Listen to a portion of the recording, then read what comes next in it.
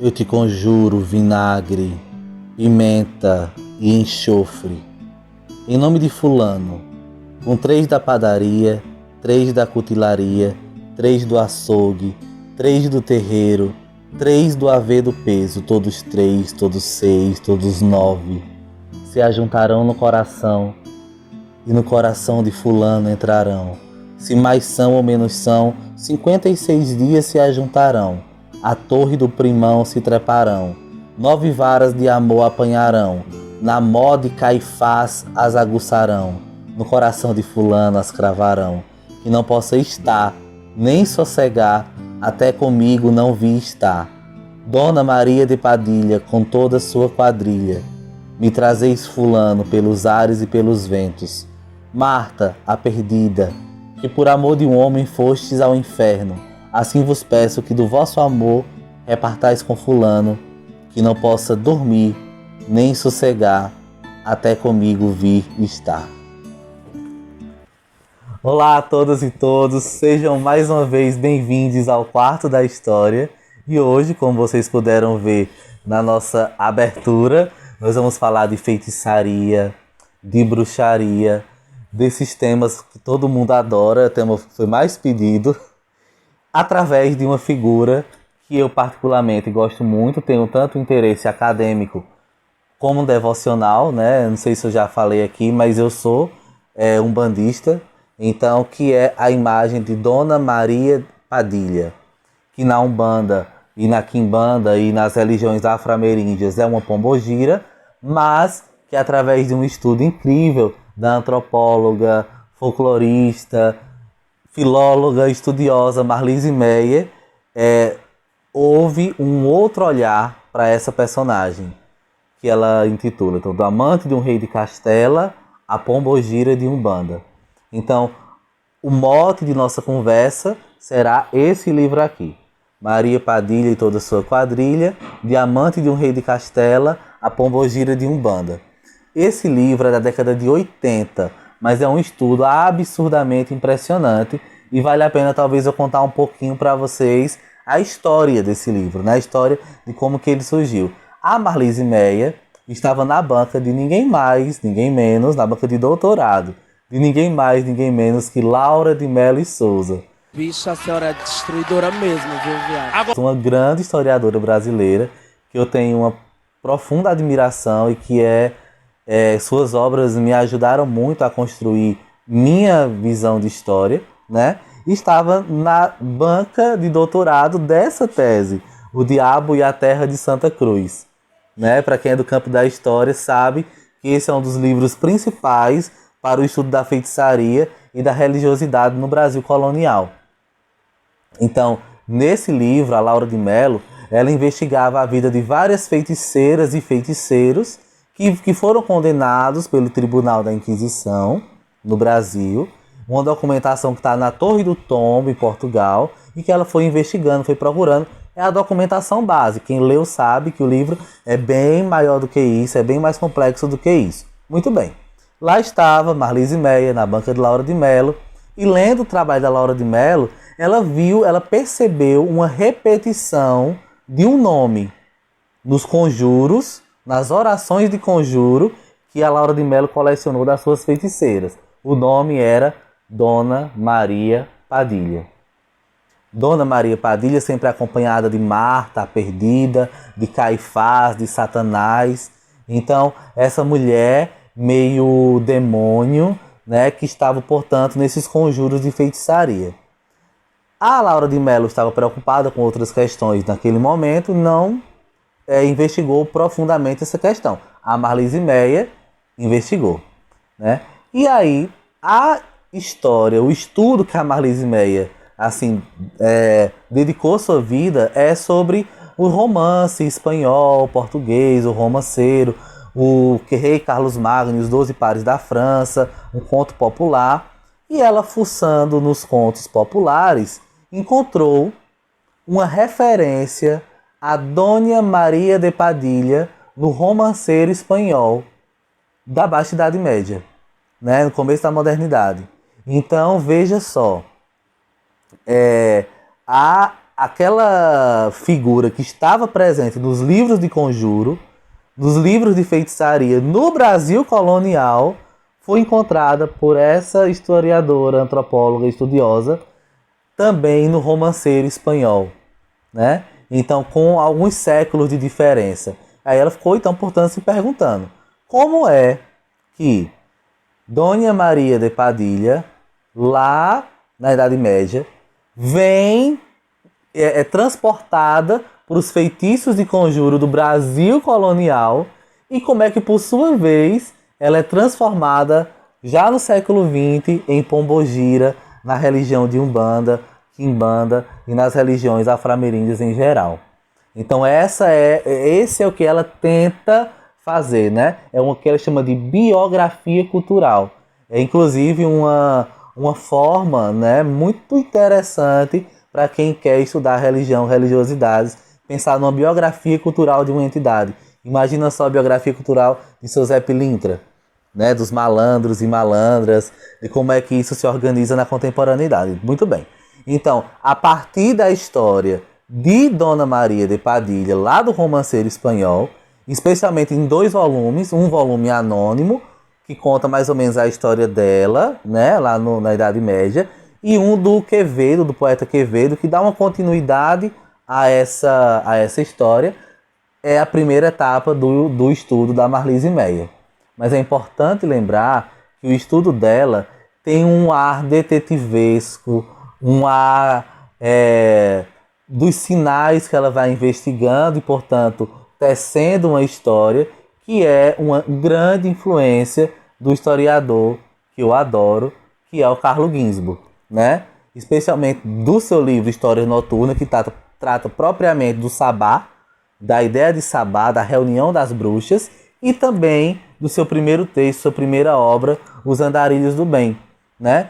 Os Andarilhos do Bem é uma obra que, sim, fascinante, porque vai pensar como é que um grupo de uma tradição religiosa agrária que se autoconsideravam católicos são, durante um tempo, associados à feitiçaria diabólica, os Bennadanti, os Andarilhos do Bem. Mas eu posso falar sobre isso em outro vídeo, em outro momento. Muito bem. Dona Maria Padilha. Qual é a história de Dona Maria Padilha que está lá no romanceiro? A história é que ela era a grande amante, a amante preferida, a mais requisitada, La Mala Dona Maria Padilha, do rei da Espanha, Dom Pedro I de Castela. Então, Dona Maria Padilha era amante do rei Dom Pedro I de Castela. Não é Dom Pedro I do Brasil, não tem nada a ver, tá? Dom Pedro I de Castela. Muito bem, chamado o Cruel. Dom Pedro era casado, portanto tinha a sua trajetória monárquica, com uma mulher chamada Dona Blanca. Mas aí a Marlise Meyer atenta para esses nomes e atenta, portanto, que já no romanceiro existe uma construção que leva a demonizar, a diabolizar a Dona Maria Padilha. Então, Dona Blanca, a branca, a pura, a casta, que representa a esposa, representa a família, enquanto que Dona Maria de Padilha era a prostituta, a sedutora, a que fazia a cabeça do Dom Pedro, tá? Então, no romanceiro existem algumas histórias de feitiços que Dona Maria de Padilha fez para convencer e para fazer com que Dom Pedro fizesse o que ela queria. Então, um feitiço comum, engraçado, assim, né, curioso, é que o Dom Pedro foi presentear Dona Blanca, sua esposa, com um cinto, e Dona Maria, aliás, Dona Blanca foi presentear Dom Pedro com um cinto, certo? E Maria Padilha enfeitiçou o cinto para que, quando Dom Pedro visse que eram cobras e que Dona Blanca estava, portanto, tentando matá-lo. Segundo o romanceiro, Dom Pedro, por influência de Maria Padilha, mata os seus 2 irmãos e mata também a sua esposa, né? Na história de Castela, né, da dinastia dos Castela, existe uma relação entre aquela história do romanceiro e essa história, portanto, que é a história oficial, né? A história, vamos dizer assim, contada da dinastia de Castela. Então essa é uma primeira parte. Eu não quero, assim, contar toda a história para não estragar a surpresa de vocês que podem em algum momento ler, né, esse livro. Então a função aqui do canal não é contar tudo, mostrar tudo, mas que vocês possam ficar instigadas e instigados a lerem, né, portanto, as obras indicadas, e a discutir aqui também nos comentários o que é que vocês acharam sobre essa questão. Partimos então para a segunda etapa, que é a etapa em que a Marlise Meyer vai investigar os conjuros de feitiçaria no Brasil. E aí ela vai, nesse meio tempo, entre o romanceiro espanhol e os conjuros de feitiçaria encontrados aqui no Brasil, tentar pensar algumas relações, por exemplo, de feiticeiras que foram transportadas, foram degredadas de Portugal para o Brasil, de Espanha para o Brasil, de lugares em África para o Brasil, e como é que aqui se reorganiza essa crença, certo? Então esse é o trabalho que ela vai fazer a partir dos conjuros, e eu quero assim destacar, né, a riqueza desse trabalho a partir de um caso específico, que é o caso de uma feiticeira chamada Antônia Maria. Feiticeira essa que a Laura de Mello também trabalhou na sua tese de doutorado, O Diabo é a Terra de Santa Cruz. Eu vou só ler um trechinho do que é que a Marlise Meyer coloca, certo? E para que a gente possa entender esses degredos, essas transposições de lugares, né? Essas migrações, e como que isso ajudou também a organizar a crença em Dona Maria Padilha. Quem era, né, portanto, Antônia Maria? Natural e moradora da cidade de Beja, casada com Vasco Janeiro, Antônia Maria saíra penitenciada pelo Santo Ofício de Lisboa em 1713, século XVIII. Acusada de feitiçaria, degredaram-na em Angola pelo tempo de 3 anos. Agora que ela vai aprender coisa mesmo, né, lá em Angola. Deus sabe como, Antônia Maria veio ter a Pernambuco por volta de 1715, juntamente com outra feiticeira, Joana de Andrade, com a qual tudo aprendeu ainda em Beja. Arranjou uma casa na Rua das Trincheiras, com um quintal contíguo à casa do pedreiro João Pimentel, de 43 anos. Aí ela vai contando toda a história, vai falando como é que os relatos do processo dessa feiticeira estão repletos de orações incríveis, né? E que nessas orações existe também a invocação à Dona Maria Padilha, tá? Então, a presença de Dona Maria Padilha nesses conjuros está ligado a um lugar que é o lugar do amor, né? Então, na minha experiência em terreiro, boa parte das pessoas, assim, não todas, mas boa parte das pessoas que procuram um terreiro procuram geralmente por conta de feridas amorosas. Agora eu vou tomar um banho especial, um banho gostoso, tomando um banho para relaxar, para sair com meu gato. Ele me chamou, vou tomar um banho bem especial, me arrumar bem arrumadinha com meu esposo agora. O Wesley me chamou para sair com ele, eu vou tomar um banho bem especial. Amorosas. E vem, portanto, na imagem da Pombogira, vem, portanto, na imagem de uma mulher como Maria Padilha, essa força necessária para acontecer isso, né? Então, quem conversa com Pombogira, quem conversa com essas entidades, sente imediatamente um acolhimento do campo do feminino, né? Esse acolhimento do campo do feminino é muito interessante, né? E eu posso até trazer um caso assim, curioso. Por exemplo, no terreiro em que eu faço parte, Dona Maria Padilha é a chefe da casa. Vou até mostrar uma foto para vocês linda da minha mãe de santo, incorporada com Dona Maria Padilha. Ela é a chefe do nosso terreiro, né? É um terreiro assim de mulheres, é um terreiro matriarcal, vamos dizer assim, como a maioria dos terreiros, né? E quando as mulheres chegam para conversar com ela, ela ensina uma questão que é assim, muito mais do que você pedir para que outra pessoa venha, você pedir o seu amor próprio, né? Então, essa é uma questão assim que é bem colocada, que é bem trabalhada e que é interessante para uma pesquisa acadêmica. Como é que a questão dos sentimentos, do amor, da separação, de voltar, de trazer, como é que essas questões são colocadas no campo, por exemplo, das sociabilidades femininas, né?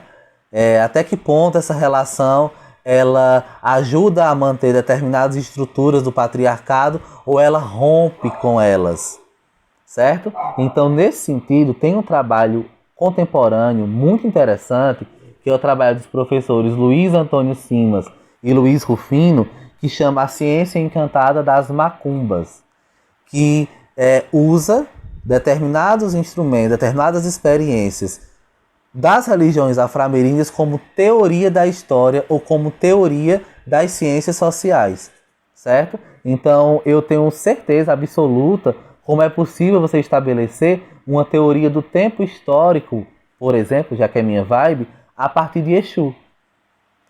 Exu é o dono do tempo histórico. Ou a partir de Exu nós podemos olhar uma concepção de tempo histórico, né? E aí ele fala uma coisa sobre Pombogira que eu acho incrível, né?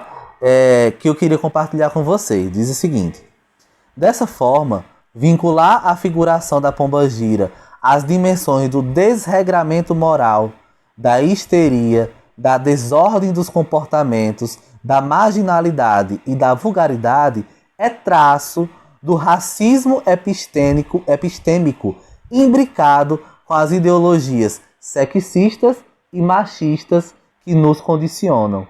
Na medida em que se nega a pombagira enquanto possibilidade, se aprofunda o desconhecimento de outras invenções codificadas na margem. A toada que a pinta como mulher vulgar indica as limitações e o desmantelamento cognitivo incapaz de se afetar por outras perspectivas do mundo. Os tons vibrados entre o medo, a curiosidade, a ignorância e os discursos normatizadores mantêm a pombagira na condição do exótico e do animismo fetichista. Já diria ela mesmo, atando um de seus versos: sou desse jeito, para falarem mal de mim, falam pela frente, falam por detrás, mas quando precisam, é de mim que correm atrás.